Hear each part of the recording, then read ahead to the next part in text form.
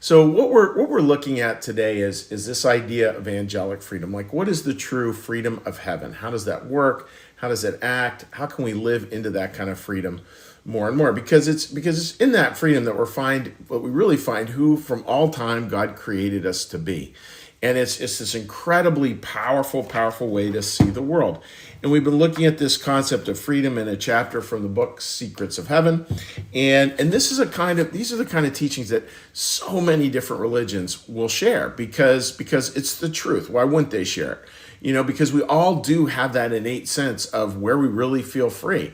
Is it if you felt it out that way out there on the soccer field? Have you felt it that way out on the football field if you're young, or have you felt it that way at work, or have you felt it out at dinner with your family who you just know and love? It's that idea of flow, that idea of freedom is so powerful.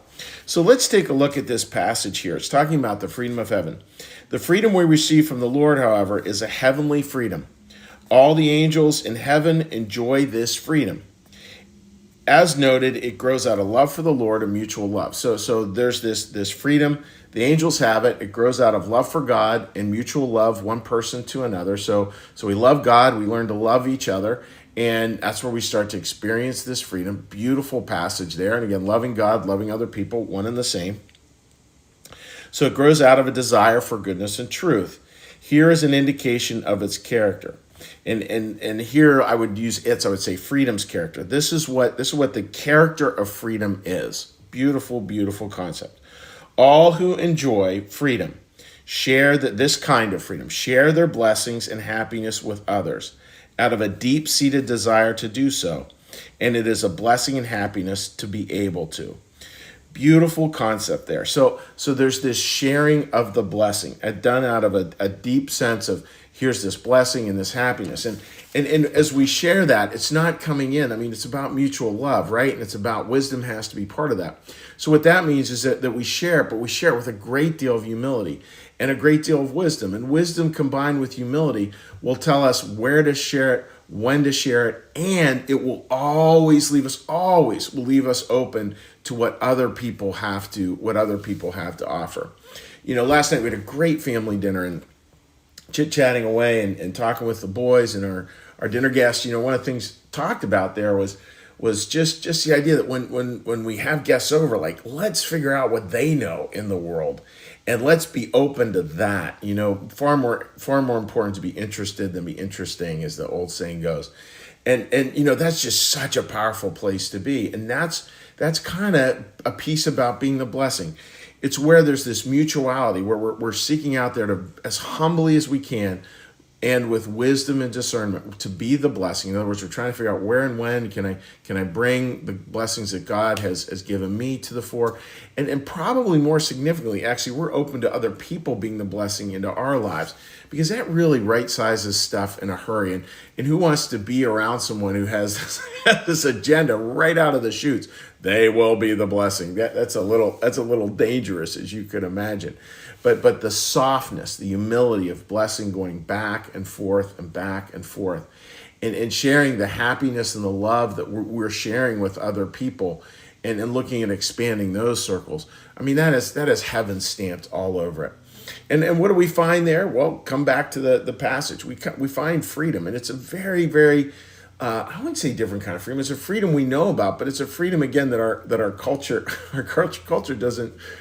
It just doesn't have language around. Like not that it's done maliciously, but so much of our freedom is freedom from household chores. Buy this. Do you want true financial freedom? Blah, blah, blah. All these different forms of freedom, but spiritual freedom is really where the game is. And that's really where if we find that kind of freedom, it ends up being a transcendent form of freedom. In other words, here's our life circumstances down here, and it's all of a sudden we find ourselves free, but it's transcendent.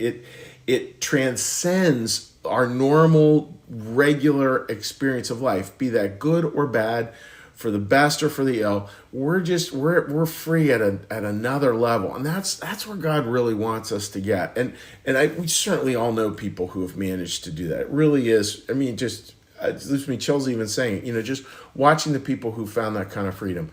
That's it. That's what we want. So I hope that all makes sense, my dear friends, and I hope you're able to carry a sense of freedom into the weekend. and just have that little prayer like, all right, take a breath. My job this weekend, be the blessing. With humility, with discernment, with joy, with peace, not out of my agenda, but just, Lord, help me to be the blessing this weekend. Very simple and very powerful. All right, dear friends. So now we're going to shift gears. And when we shift gears here, we're going to come in for a very gentle landing. And we're going to do that through a little meditation, little prayer, little blessing. And then we'll say hi to folks on Facebook. Again, my apologies for not being on at 8:30. That was a whole comedy of errors. My apologies as well for having to redo the stream there. We had a little technical glitch. My apologies for that. And number 3, my gratitude that you are watching today, because I love sharing these messages with people. I think we have a great community here, so thank you. So with that, dear friends, let's listen to the prayer bell.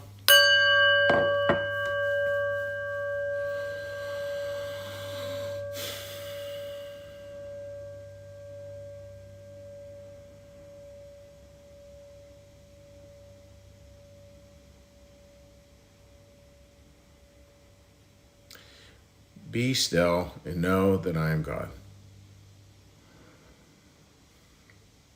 Be still and know that I am.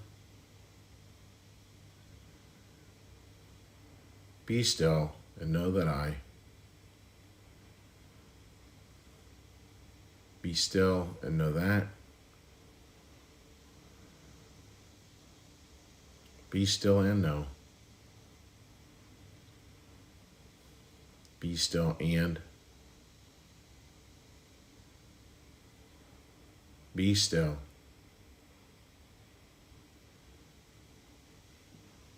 Be. Our Father, who art in the heavens, hallowed be thy name.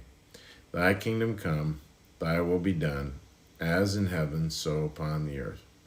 Give us this day our daily bread, and forgive us our debts, as we also forgive our debtors. And lead us not into temptation, but deliver us from evil. For thine is the kingdom, and the power, and the glory forever. Amen. May the Lord bless you and keep you. May the Lord make his face to shine upon you and be gracious unto you. May the Lord lift up his countenance upon you, bring you peace, and bring you home. Amen.